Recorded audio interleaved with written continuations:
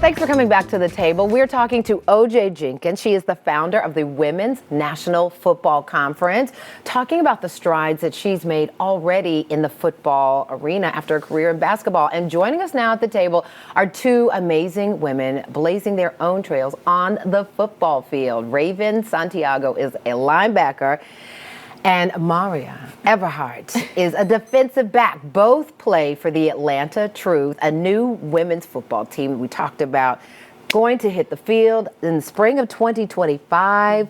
Looking forward to this, ladies. So excited to have you here. Thank you. But you both have really interesting journeys how you got here. Ravyn, you got here playing rugby. I did. Which we're going to give rugby players some props. Yeah, y'all playing football with no pads. Y'all just no pads. So football, American football actually came from rugby when you actually look up the history and stuff. So when I started learning football, I just realized it was rugby, but for 4 hours. Right. So rugby's 40-minute halves nonstop, and then football is 4 hours. And it's very similar rules, very similar positions, except the stoppage is, of course, is what makes it different. Right. So. And the padding. Oh, yeah, that too. Yeah. Exactly. Yeah. So rugby just looks a little more painful. You're taking that hit full on. So we are. So with the rugby culture, which is something I hope to influence later on in both male and female football, is how we tackle. So we're taught to tackle from head to toe, how to fall, how to catch ourselves when we fall, how to properly tackle. And our rules are a lot more stricter than football. Like,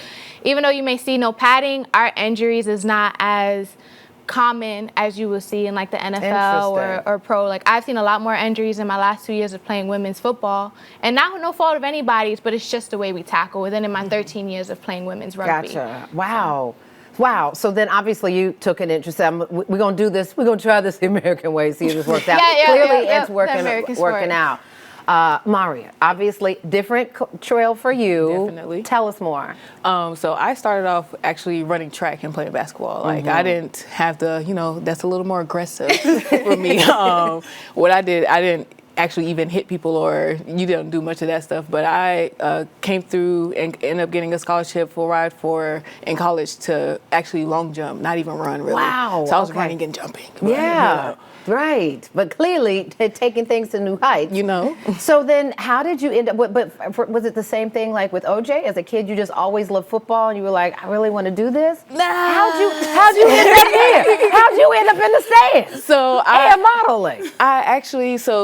I've played sports all my life, and something I say a lot of times is like in college they don't really prepare athletes to go into regular life and not compete again. Like it is like that's a huge thing. Like I played sports for 13 years, 15 years, and what do you do when you go and be a regular person? Then I was like, okay, it was hanging out right after the rest of us mortals, like trying to get the plays and the positions right. Timing that we didn't know we had. I didn't even know I had 5 minutes left throughout the day. Like, what do I do now? That's interesting. I never thought about that. So how would you end up then? You just say, same thing. I'm gonna do a search for women in football. So I actually heard a lot about the lingerie league, and I was like, that's not my type of vibe. So I was like, well, they have to have something that isn't like that. Like, it has to have something that's more like traditional football. So that's why I literally looked up like a women's football or women's tackle football. I was like, And then I made my transition to actually move into Atlanta. So I was like, let me look up a team there. And then I came across one team and I was like, wow. This is fun. And so you literally moved, and remind me where you moved from? Orlando, Florida. To play football in Atlanta.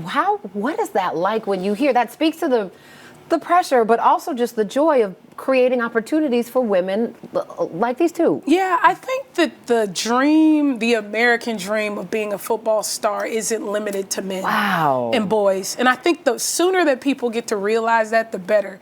The dream of being a star, being a sports star, being a gladiator is not a man's dream. I have never heard a woman verbalize it like that, but I saw you both nodding your heads.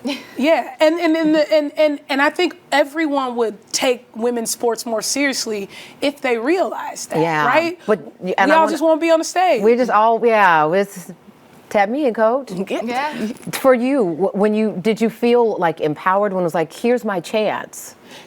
Oh, no, go ahead, girl. I was going to say, I remember telling my partner when we first met in about 2017 that I wanted to be a professional athlete. Mm-hmm. And at that point, I didn't really know. And what did she say? Well, she was like, oh, good job. Great. We're both just like, we don't really know how it's going to happen. But like, I was willing to be open to any kind of path that opened up. And a lot of times, because I did track, it's much more strenuous to become a pro athlete. And I was like, I probably can do, something in other sports, because track athletes typically can take their speed and athleticism across to other sports. And I was like, you typically see track people go into football, like football players, run track on their off season. So I was like, let me go over there. And especially being professional, it's just like, I can actually...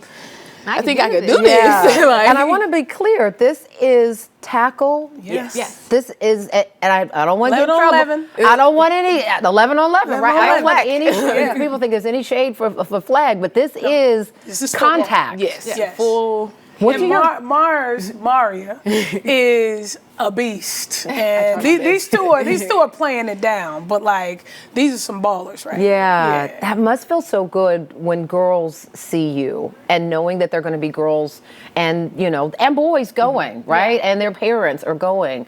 How are you feeling getting ready to make this kind of history? Well, even just like a woman, seeing other women play and be a part of a new community, because like you said, I've came from rugby, so our culture is different, our rules are different, which is a beautiful culture. So shout out to the ruggers out there.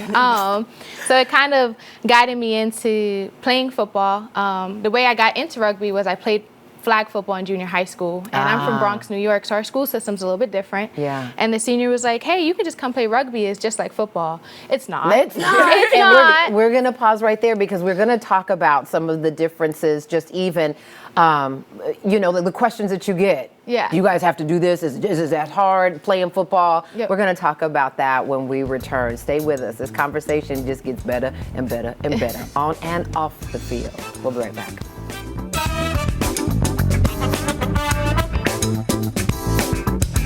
Thank you so much for watching. I really appreciate it. And I really want to thank you for season 3 of Portia. It's because of loyal viewers like you that we keep getting to share this daily dose of positivity all across the country. So just a reminder, I still need you to like, comment, and subscribe.